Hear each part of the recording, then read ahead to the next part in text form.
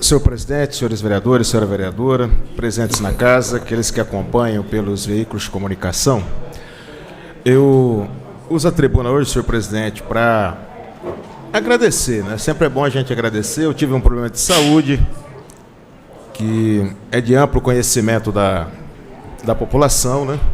E eu gostaria também, nesse momento, de agradecer as manifestações de carinho, de apoio, de estímulo, que chegaram até nós nesse período em que nós passamos por essa situação. São momentos muito duros na vida, que a gente tem que encarar com a serenidade necessária e adotar as medidas necessárias para ir se livrando dessas causas, né, que fazem com que a nossa saúde fique assim um tanto quanto fragilizada. Mas também isso tem um lado bom, né? Qual é o lado bom? Que a gente consegue descobrir pessoas que às vezes a gente nem tinha chance de conversar, de dialogar, mas que tem preocupação com a saúde da gente, que se preocupa, que cuida à distância, né? Cada um à sua forma, né? Nos passando energia positiva para que a gente possa vencer esses obstáculos.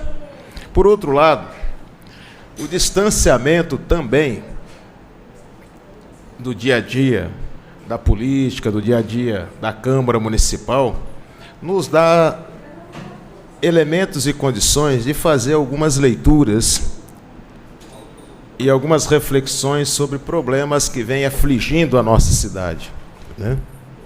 Por exemplo, eu acompanhei com bastante cuidado todas essas discussões referentes a corte de gastos. Que é necessário se cortar gastos para que se equilibre as finanças do município e o município possa honrar as suas obrigações. É óbvio que não precisa ser nenhum especialista em economia para compreender que não haverá saída para municípios, Estado e União dentro da atual circunstância, dentro do atual modelo. A saída proposta é sempre uma saída conservadora, que tem como alvo principal os serviços públicos e os servidores públicos. À medida em que você corta gastos, que você atinge o serviço público, você penaliza de maneira brutal a maioria da população que depende desses serviços públicos.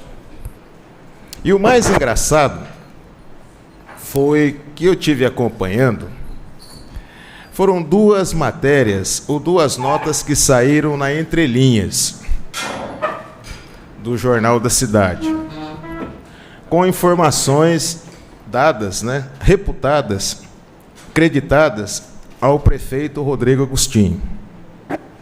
Onde o prefeito Rodrigo Agostinho diz que é necessário cortar na carne e que, portanto, os vereadores dessa casa deveriam, da sua parcela de contribuição, abrindo mão de apadrinhados dentro do Executivo. É um negócio meio estranho, porque joga para a opinião pública uma posição extremamente complicada. Então seria interessante que todos os vereadores dessa casa,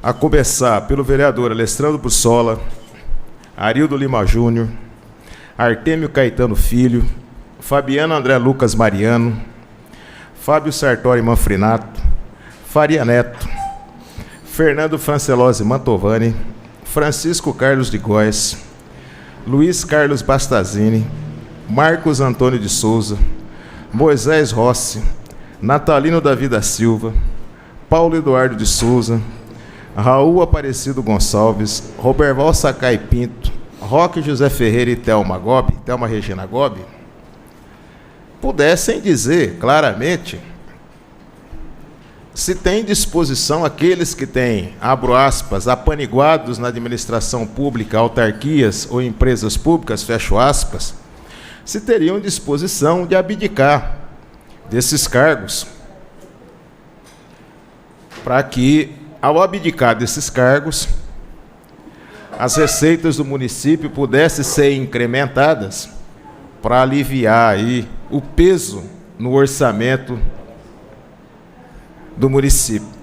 Eu digo isso com muita tranquilidade, porque sempre combati essa relação de troca, esse balcão de negócio entre legislativo e executivo. Mas é muito engraçado porque a base de sustentação do prefeito aqui na casa ficou numa saia extremamente justa. Porque aos olhos da opinião pública, aos olhos da grande massa, né, se houver essa limpeza dos apaniguados, foi esse o nome que foi utilizado aí, por parte dos vereadores, poderia haver um certo equilíbrio da máquina pública. Mas veja, nos momentos de crise, os escrúpulos são mandados às favas, vereador Marquinhos. Porque foram duas opiniões, uma num dia, outra no outro, que, de certa forma, nós sabemos que isso ocorre no serviço público, em alguns locais mais, em outros locais menos, né? Mas que, de certa forma, joga mais uma vez uma responsabilidade geral de uma crise estrutural de natureza econômica nas costas dos vereadores e repete e alimenta no senso comum uma ideia de que o parlamento serve para muito pouco, né? Porque vende uma imagem muito negativa.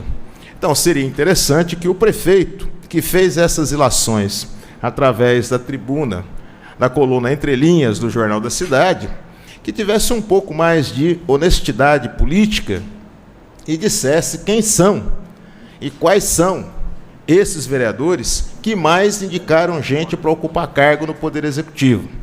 Eu, de minha parte, digo que não sou desse saco, não sou dessa farinha, não tenho ninguém indicado no Executivo, ao contrário, né?